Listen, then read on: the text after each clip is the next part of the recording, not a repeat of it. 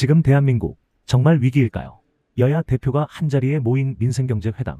하지만 시작부터 분위기는 팽팽했습니다. 한쪽은 물가 폭등, 환율 위기를 경고하고 다른 한쪽은 경제 회복 중이라고 반박합니다. 그리고 이재명 대통령의 한마디, 지금은 민생이 가장 중요하다. 과연 누구의 말이 맞을까요? 지금 대한민국 경제의 진짜 상황 확인해 보시죠. 대통령님, 조 대표님, 키도 크신데 많이 하니까 홈춤이 적어서. 예. 총리 뒤에 오시죠. 자,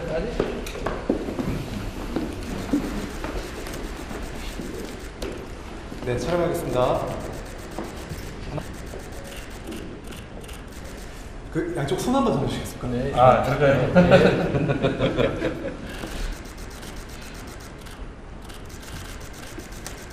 네. 고맙습니다. 두 분이 옷에도 손 안 잡고 그런 건 아니죠? 연습 한 번. 손안 잡을 때. 수목위에서 그거 때나무 했지. 수행원들이 지도 뒤에 보시고 앞에 카메라 막으면 안 됩니까? 여기가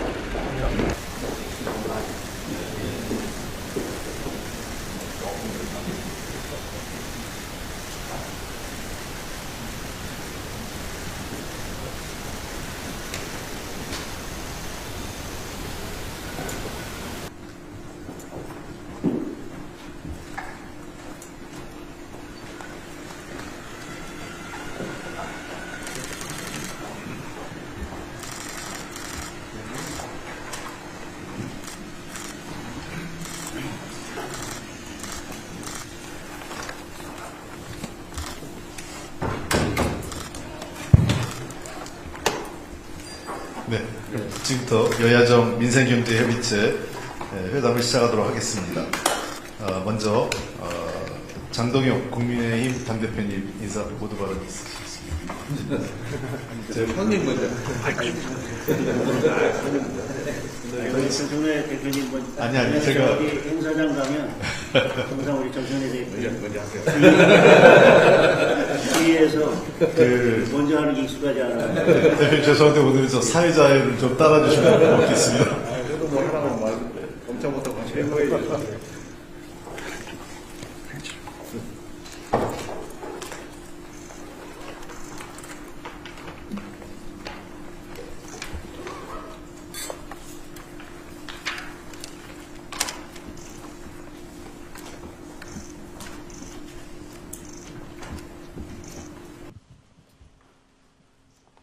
사회자의 권한에 따라서 맨 먼저 하려고 하니까 제 뒤에 우리 정청래 대표님도 계시고 대통령도 계시고 뒤통수가 따갑긴 하지만 시작을 해보겠습니다. 오늘 초대해 주셔서 감사합니다. 오늘 이런 자리가 있을 것 같아서 최근에 제가 집 6채 중에서 4채 처분하느라고 고생 좀 했습니다. 이번 오찬에 참석한다고 결정한 이후에 많은 분들께서 여러 말씀들을 주셨습니다. 그동안 대통령과 그리고 여당에서 야당을 배제하고 일방 독주를 해왔는데 이렇게 식사 한번 하고 사진 한번 찍는다고가 달라지겠냐 이렇게 말씀 주시는 분들도 계셨고, 그래도 지금 민생이 가장 어려울 때 아니냐, 그러니 가서 대통령께 국민들의 삶이 뭐가 어려운지 하고 싶은 말을 하고 오는 게 맞지 않겠냐라는 말씀을 주시는 분들도 계셨습니다. 대통령께서 일요일 날 여의도 벚꽃 구경 가신 것을 봤습니다. 대통령과 셀카 찍으면서 즐거워하는 시민들도 많으셨을 것입니다. 그런데 기름값 밥값이 두려워서 마음 편케 나들이를 나서는 것도 무서웠던 어려운 형편의 국민들도 또 많이 계시리라고 생각합니다. 오늘 저는 그런 기름값, 밥값이 두려워서 지금 벚꽃이 한창인데 나들이를 나서기도 힘든 그런 국민들의 목소리를 전달드리려고 합니다. 우리 정치권이 늘 말로는 협치를 외치고 있지만 진정한 협치를 하려면 상대방의 의견을 존중하고 또 듣기 불편한 이야기도 들어야 한다고 생각합니다. 오늘 제가 드리는 말씀이 좀 불편하게 들릴 수도 있겠지만 힘든 국민들의 목소리라고 생각하시고 기꺼이 들어주셨으면 좋겠습니다. 먼저 이번 추경부터 말씀을 드리겠습니다. 26조 원이 넘는 추경안을 정부에서 내놓았습니다. 솔직히 우려가 큽니다. 꼭 필요한 곳에는 지원을 해야 마땅합니다. 그러나 국민 70%에게 현금을 나눠주는 방식이라면 오히려 물가와 환율에 악영향을 줄 것입니다. 잠깐의 기쁨으로 긴 고통을 사는 것이 될 수도 있습니다. 특히 우리 원화 가치가 주변국들에 비해서도 크게 하락했습니다. 그런 상황에서 국제사회에 지속적으로 나쁜 신호를 주게 될 것입니다. 게다가 이른바 김어준 방송으로 일컬어졌던 TBS를 지원하는 49억 원, 그리고 중국인 관광객 집 날라주는 사업 등에 들어가는 306억 원, 아파트 베란다 태양광 사업 250억 원, 그리고 농지 투기 전수조사에 587억 원, 이런 예산들은 이번 전쟁 추경의 목적에 전혀 맞지 않는 대표적인 사업들이라고 할 것입니다. 그러면서 정작 기름값 때문에 생계를 위협받는 화물차, 택배 등에 대한 지원은 빠져 있습니다. 큰 타격을 받고 있는 농수 축산업 지원도 턱없이 금액이 부족합니다. 우리 당에서는 불필요하고 부적절한 예산을 삭감하는 대신 꼭 필요한 국민 생존 7개 사업을 제안했습니다. 반드시 포함될 수 있도록 관심 가져주시기 바랍니다. 저는 그것이 협치의 시작이라고 생각합니다. 중동 전쟁 장교에 따른 우리 경제와 민생의 어려움은 이번 추경만으로 풀 수 있는 문제는 아니라고 생각합니다. 세계 경제가 다 어렵다고 하지만 우리 경제는 특히 더 어렵습니다.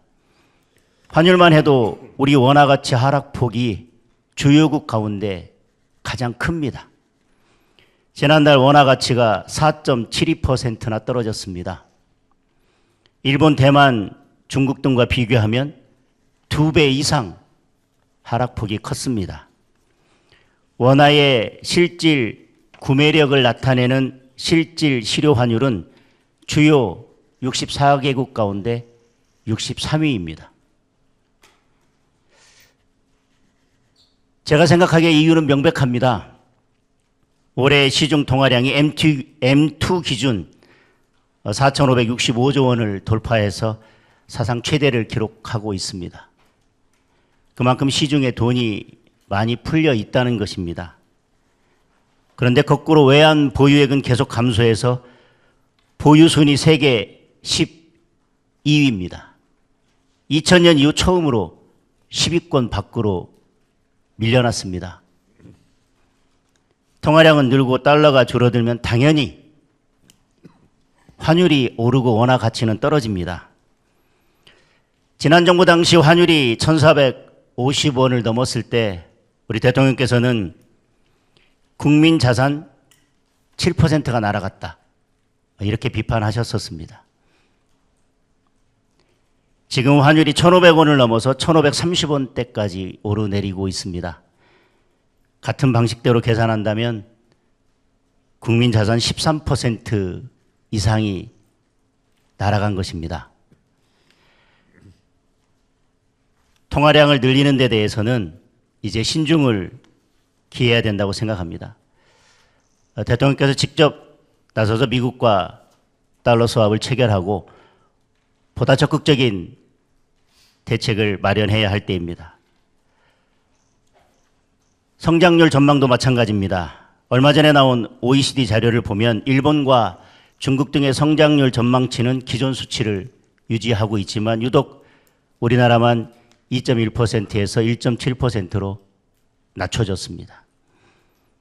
당장 산업 현장에서는 유가 폭등과 원자재 품귀로 기업들이 큰 어려움을 겪고 있습니다. 며칠 전 제가 아는 제조업 기업 대표는 이대로라면 한 달 안에 문을 닫아야 될 수도 있다라고 한숨을 쉬셨습니다. 우리 경기가 반도체 경기 때문에 버티고 있긴 하지만 건설을 비롯한 대부분의 산업들이 거의 바닥을 치고 있습니다. 특히 나프타 관련 공장들이 줄줄이 가동을 멈추고 있어서 비닐, 플라스틱 같은 생활에 필수적인 제품들이 공급난을 겪고 있습니다. 이미 현장에서는 포장용기 가격이 40% 이상 급등했습니다. 배달이 많은 식당, 카페나 동네 슈퍼들은 포장용기나 비닐을 구하기도 힘든 상황입니다. 그러다 보니 물가 전망은 더 암울합니다. OECD 우리 물가 상승률 전망을 2.7%로 기존보다 0.9% 높였습니다. 골드만삭스는 3%를 넘길 수도 있다는 더 심각한 경고를 내놨습니다. 당장 1분기 서비스 물가 지수가 작년 동기 대비 2.4%나 올랐고요. 3월 소비자 물가 지수는 2.2%나 올랐습니다. 지난 총선 때 대통령께서 대파 가격 올랐다고 비판을 하셨었습니다. 지금은 쌀값, 고기값, 과일값 안 오른 것이 없습니다. 그 와중에 대출 금리도 올라서 서민들을 더 힘들게 하고 있습니다. 주택담보대출 고정금리가 7%를 돌파했습니다. 시중은행 평균 금리도 5년 전 2.8%에서 4.6%로 1.8%나 올랐습니다. 5년 고정금리 후에 적용금리를 재산정하는 분들이 많습니다. 예를 들어서 대출이 3억 원이면 갑자기 한 달에 이자가 30만 원 이상 늘어난 꼴입니다. 부동산 문제도 말씀드리겠습니다. 정부에서 강남 집값 내렸다고 홍보하고 있지만 강남을 제외하면 다른 지역은 집값이 다 올랐습니다. 실제로 KB부동산 주택가격 동향 자료를 보면 강남구는 0.16% 찔끔 하락했지만 성북구는 2.72%, 동대문구는 2.58%, 관악구는 2.3% 올라서 비강남 지역 아파트들 오히려 상승폭이 컸습니다. 풍선 효과가 경기도, 인천까지 미쳐서 수도권 대부분 지역 아파트값이 오르고 있습니다. 집 가진 분들은 공시가격 급등에 보유세 인상 얘기까지 나오면서 지방선거 후에 닥쳐올 세금 폭탄 걱정에 잠을 이루지 못하고 계십니다. 집을 팔려고 내놔도 토지거래 허가제와 대출 규제 때문에 살 사람을 찾기조차 어려운 현실입니다. 집 없는 분들은 전월세 가격 오르고 매물도 없어서 발만 구르고 있습니다.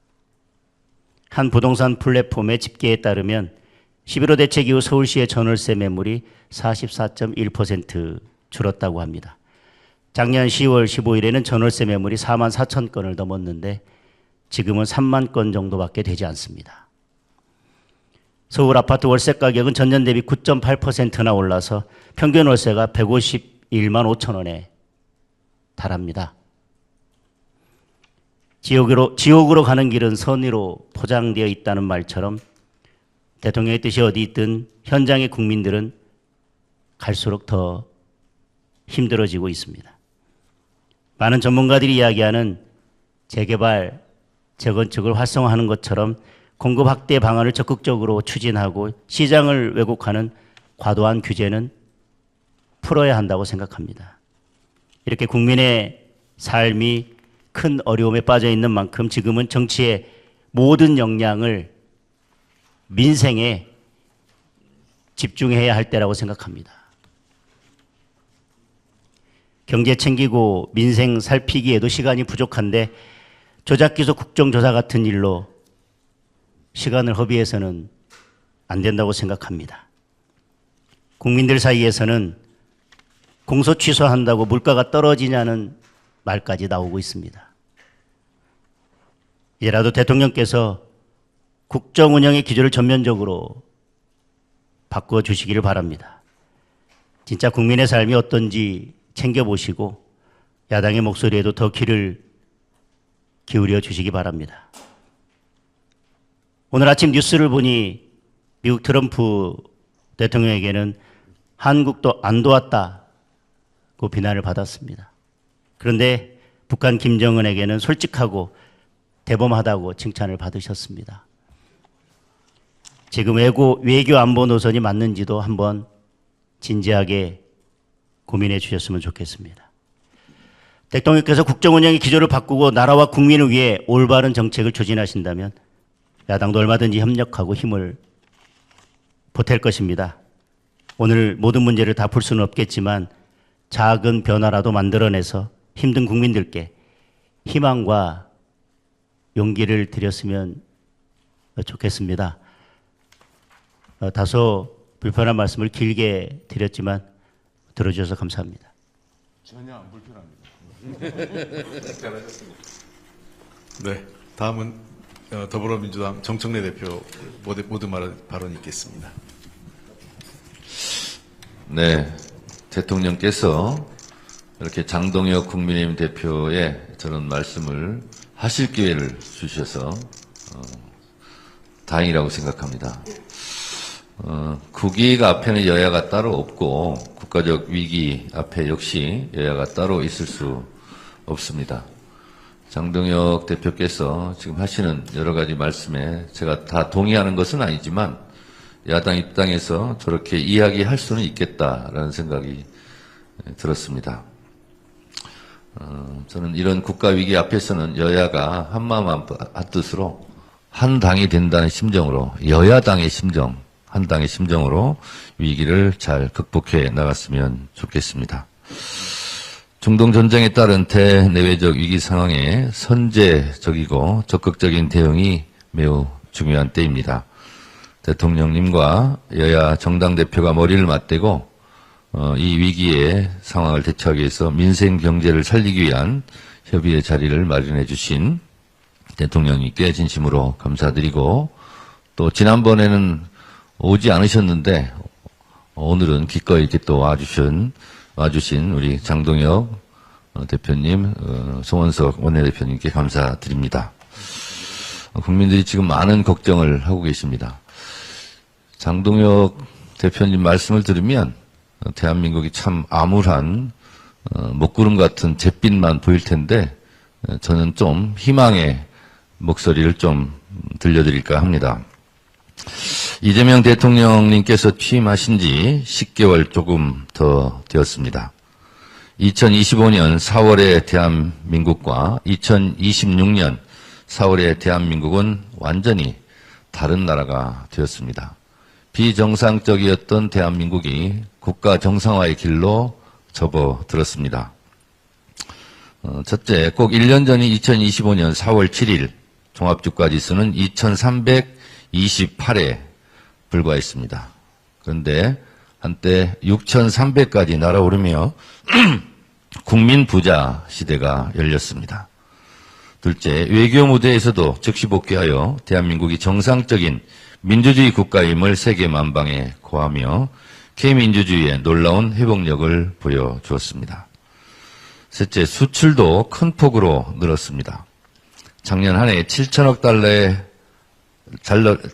달러를 달성한 것에 이어 올해 1분기 동안에만 2,193억 달러를 기록하며 대한민국 사상 최초로 연 8천억 달러 달성도 가능하겠다는 전망이 나오고 있습니다.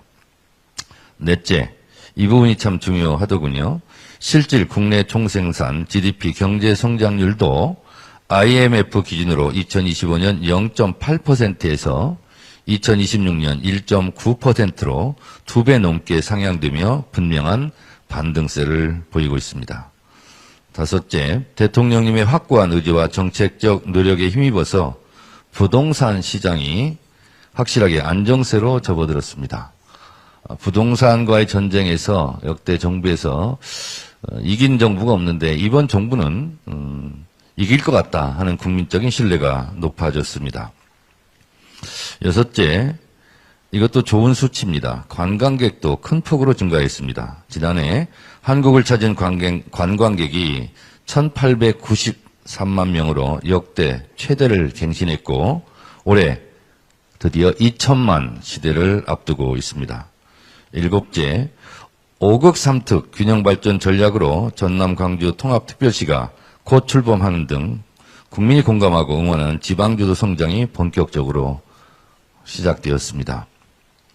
대구, 경북, 대전, 충남도 통합이 여야가 잘 합의가 이루어져서 됐으면 좋았을 텐데 제가 누구의 책임을 말하려는 것이 아니라 참 안타깝게 생각합니다. 그 지역 분들은 1년에 5조, 4년에 20조가 되면 진짜 그 도시의 삶이, 주민들의 모습이 굉장히 달라졌을 것 같은데 매우 아쉬운 대목 중에 하나이고 언젠가는 우리가 가야 될 길이 아닌가 그런 생각을 했습니다. 무엇보다 국민과의 직접 소통이 빛을 발하고 있습니다.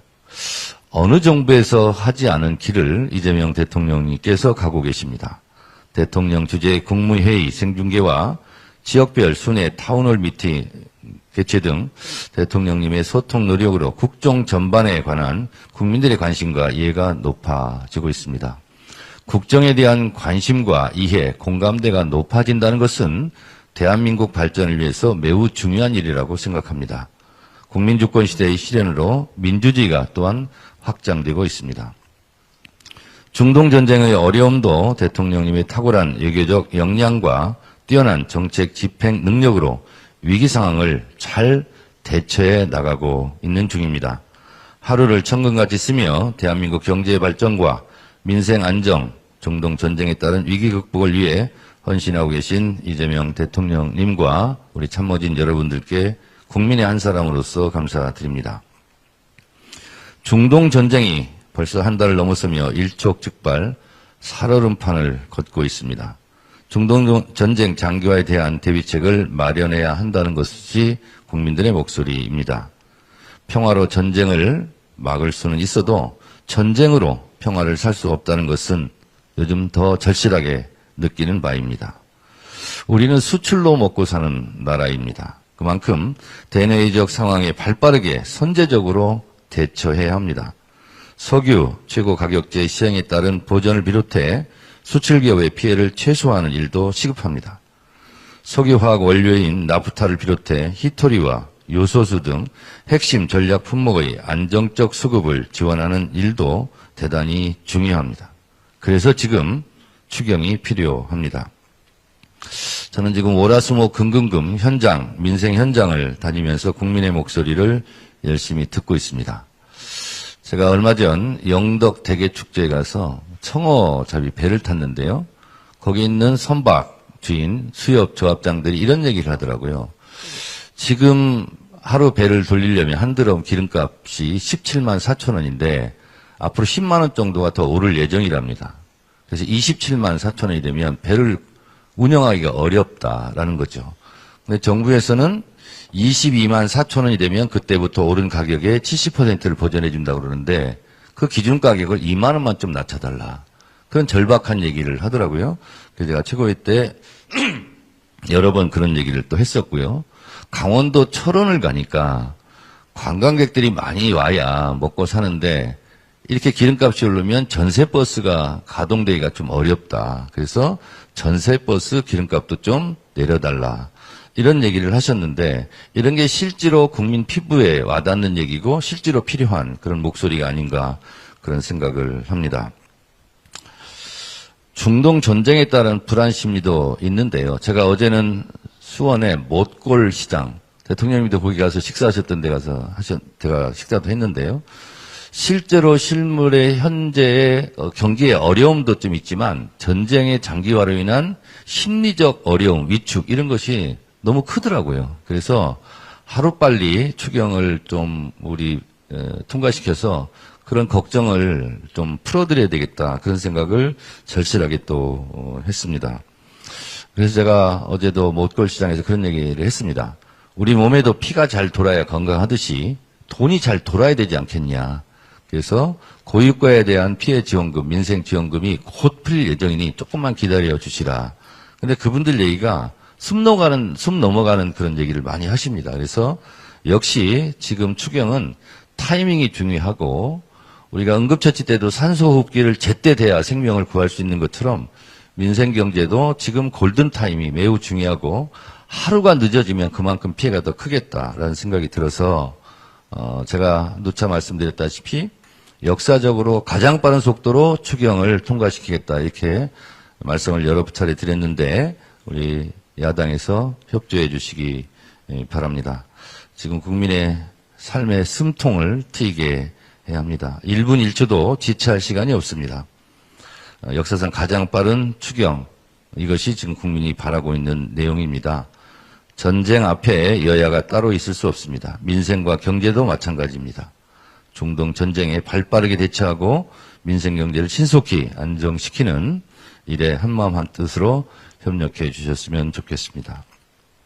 그리고 장동혁 대표가 몇 가지를 말씀하셨는데 한 가지만 말씀드리면 이번 추경의 성격에 TBS 예산은 좀 맞지 않다 이렇게 당해서 그 뜻을 좀 모았습니다. 그래서 그 부분은 여야가 쉽게 합의를 할 수 있을 것 같습니다. 49억 정도 되는데요. 그것은 성격이 안 맞다 이렇게 생각해서 저희도 그것은 추진할 생각이 없고요. 그리고 또 하나는 조작기수 말씀하셨는데 인혁당 사건 보면 얼마나 우리가 이 사법살인에 대한 피해가 상처가 깊고 긴가 이런 생각을 좀 합니다. 국가 공권력에 의한 국가 폭력이라고 할 수 있는 이 조작기소 이것은 범죄입니다. 국가가 저지른 범죄. 그리고 그것이 지금 다 드러나고 있지 않습니까? 그 피해자가 누구라도 관계없이 그것은 다시는 그런 일이 있어서는 안 될 일이다. 이런 생각이 들고 명명백백하게 거짓으로 증거 조작으로 기소된 것은 하루빨리 이것은 세상에 드러내고 진실을 찾아야 되겠다. 그런 생각을 좀 합니다. 오늘 이렇게 여야가 오랜만에 대통령님 모시고 여러 가지 견해를 말씀드리는데 견해가 일치할 수는 없다고 생각합니다. 그렇지만 최소한 이번 민생 추경만큼은 하루빨리 여야가 합의해서 국민들의 시름과 고통을 덜어주는데 일익을 담당하는 그래서 국회가 오랜만에 밥값을 했다 하는 얘기를 들을 수 있도록 최선을 다해 주시기 바라고 우리 민주당도 최선을 다하겠습니다. 감사합니다. 네, 두 분 대표님 감사합니다. 마지막으로 이재명 대통령님 모두 말씀 있겠습니다. 그 약간 우울하시죠? 그 반박을 당해가지고. 예, 그래서 제가 하는 방법을 제가 나중에 얘기할 테니까요. 먼저 한번 하시고 간단하게 한 말씀 더 하시고 이렇게 하고. 왜냐하면 이게 실제로 일방적인 주장을 하고 나가면 나중에 조금 왜곡될 수도 있고 억울할 수도 있어서 한 말씀 하시고 말씀하셔도 괜찮아요. 뭐 어떻습니까? 그 다음에 대표님도 조금 더 하고 그 다음에 제가 얘기하도록 할게요.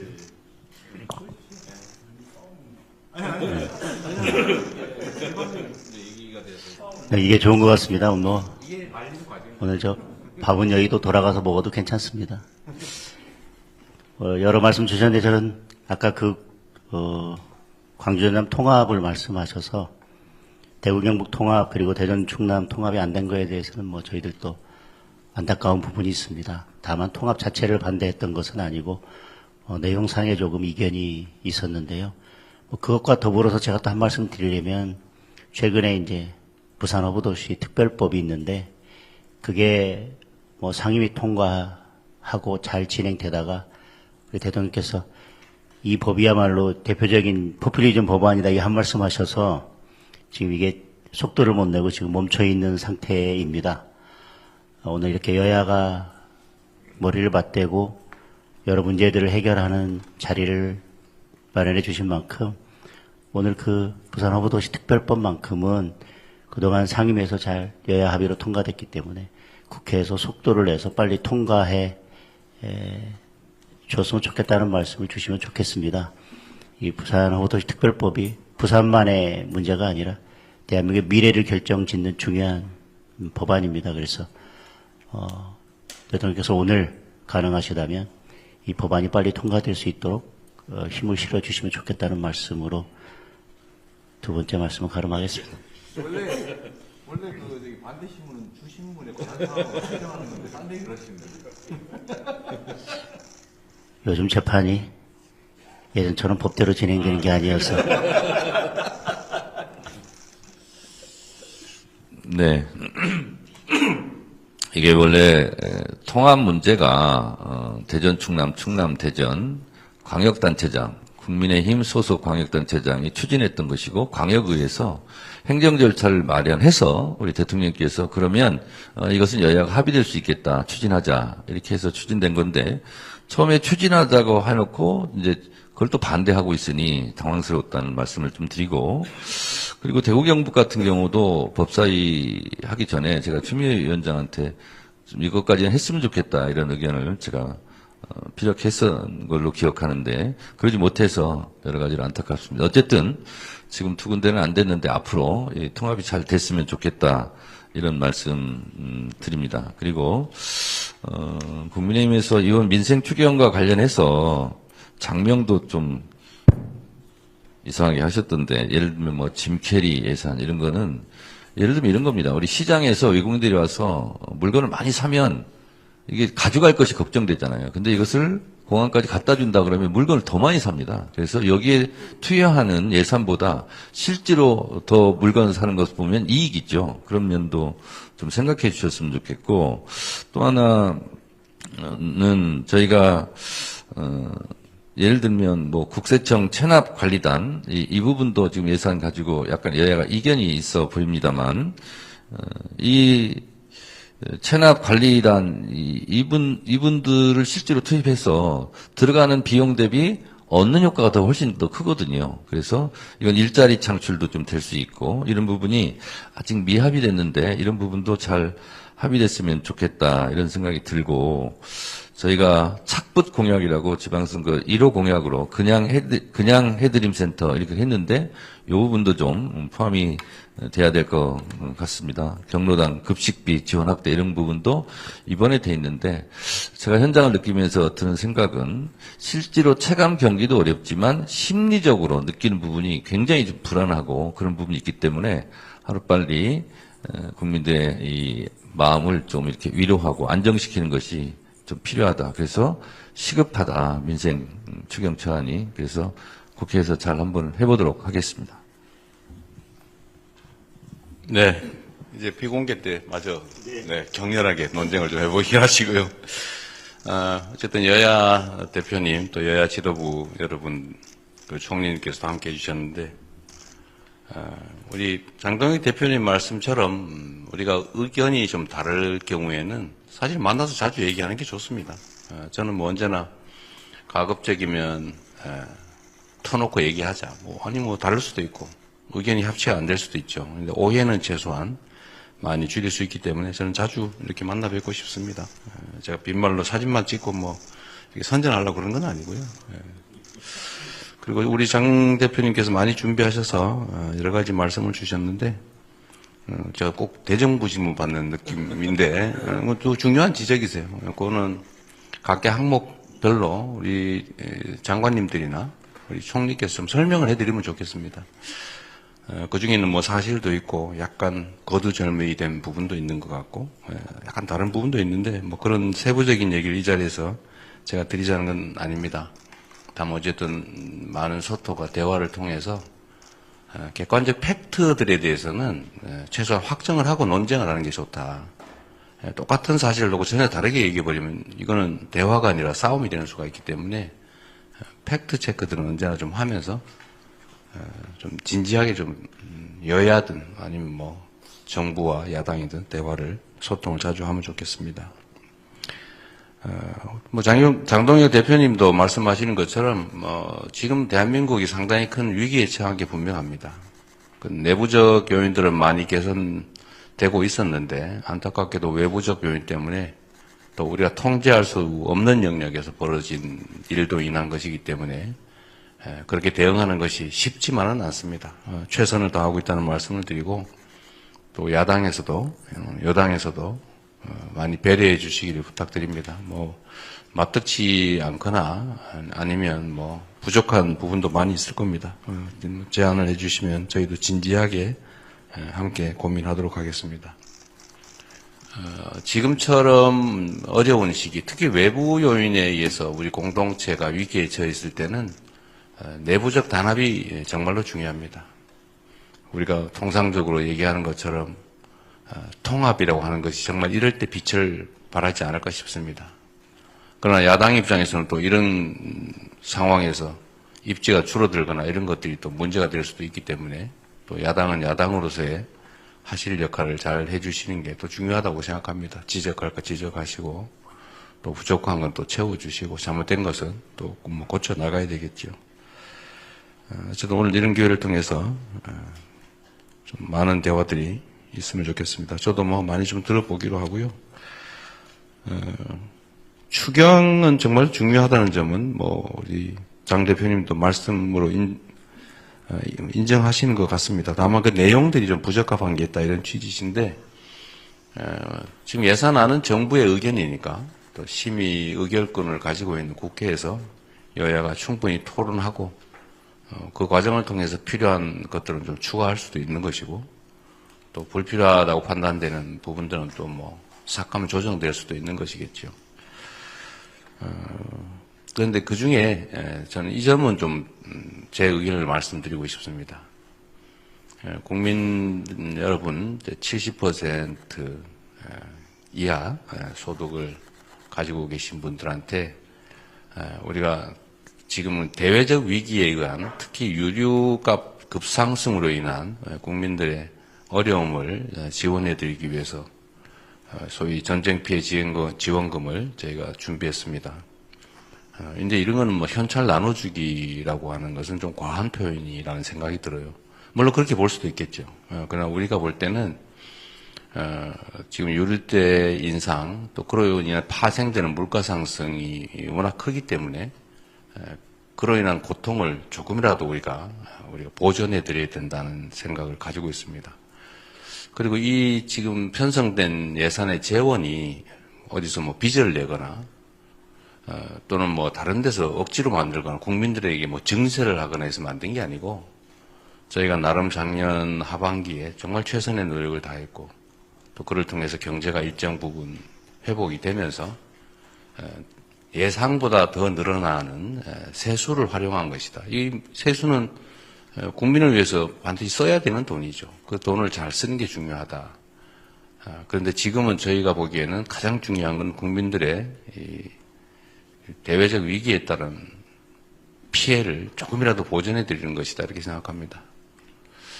저의 고정적인 인식에 의하면 모든 국민께 다 해드리는 게 마땅하다. 그러면서도 약간의 차등을 할 수 있겠지만 그러나 재원의 한계 때문에 또 국민의 30%는 실질적으로 고통을 겪으면서도 또 세금은 솔직히 더 많이 내면서도 지원받지 못하는 부분에 대해서 안타깝게 제가 생각합니다. 그리고 죄송하게 생각합니다. 재원이 넉넉하면 당연히 모든 국민들께 동등한 기회를 또는 지원을 해드려 마땅한데 그러지 못하는 점이 저는 아쉽습니다.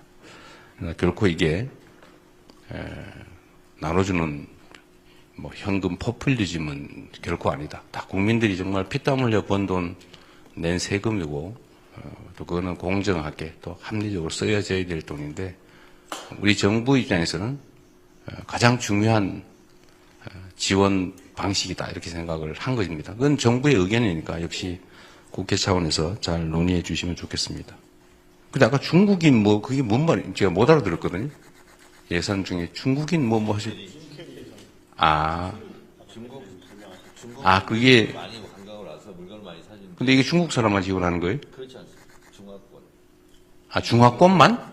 그렇지 않습니다. 아니 외국인 관광객 들어오면 물건 많이 사는 사는 분들은 공항 올려주는 비용. 딜리버리 아, 근데 더 많이 사지 않겠냐 물건을.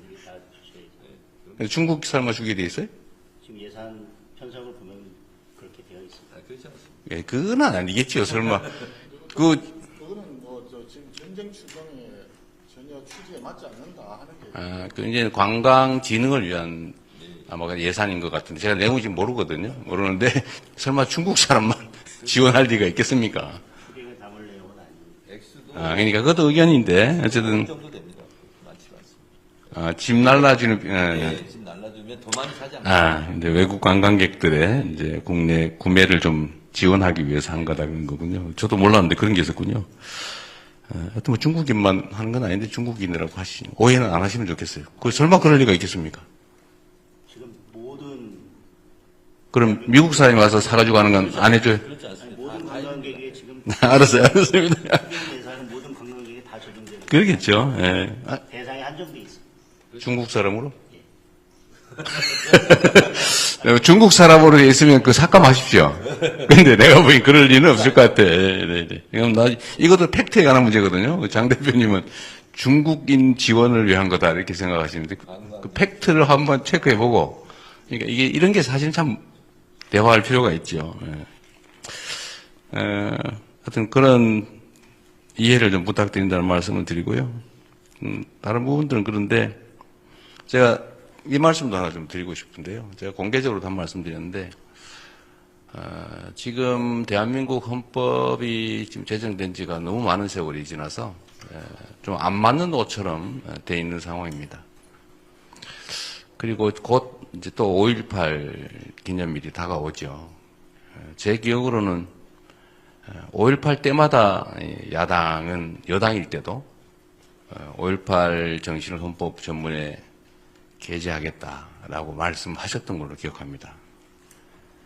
이번에 또 5.18이 다가오기도 합니다. 그리고 그 점에 대해서는 뭐 이견이 없는 것 같아요. 또 한 가지는 그러면서 야당이 그 당시에 했던 이야기 중에 부마 환경도 같이 넣자 이렇게 말씀을 하셨습니다. 좀 뭐 타당하다고 생각합니다. 그런 거라든지 또 얼마 전에 탄핵 1주년 기념으로 당 지도부에서 나온 표현인지 정확하지 않은데 맞는 것 같은데 어쨌든 그 계엄 사태가 좀 문제가 있었다라는 지적을 한 것 같습니다. 계엄 요건을 강화하는 거 그건 꼭 반드시 필요한 것 같습니다. 계엄을 남용할 수 없도록 하는 거는 누가 반대할까 싶어요. 또 뭐 지방자치를 강화하는 거 이것도 이견이 없는 부분이어서 순차적 점진적 개헌이라는 측면에서 좀 긍정적으로 좀 수용해 주시면 어떨까 싶어요. 사실은 국민의힘에 그 도움이 없으면 개헌은 불가능하죠. 그래서 이거는 한번 진지하게 긍정적으로 논의해 주십사 한번 부탁을 좀 드립니다. 뭐 세부적인 말씀은 나중에 다시 또 비공개 때 드리겠지만 어쨌든 이런 자리에 함께 해주셔서 우리가 국정을 함께 논의할 수 있게 된 점에 대해서 감사드립니다. 사실 쉽지 않은 자리인데 앞으로도 뭐 기회 되면 자주 좀 뵙고 또 현안들에 대해서 의견도 좀 나누고 또 잘못된 게 있으면 많이 실책해 주시고요. 또 저희도 수용할 건 또 수용하고 또 수정할 건 수정해 가면서 국정이 오로지 국민과 국가를 위해서 제대로 시행될 수 있도록 최선을 다하겠습니다. 환영합니다. 고맙습니다.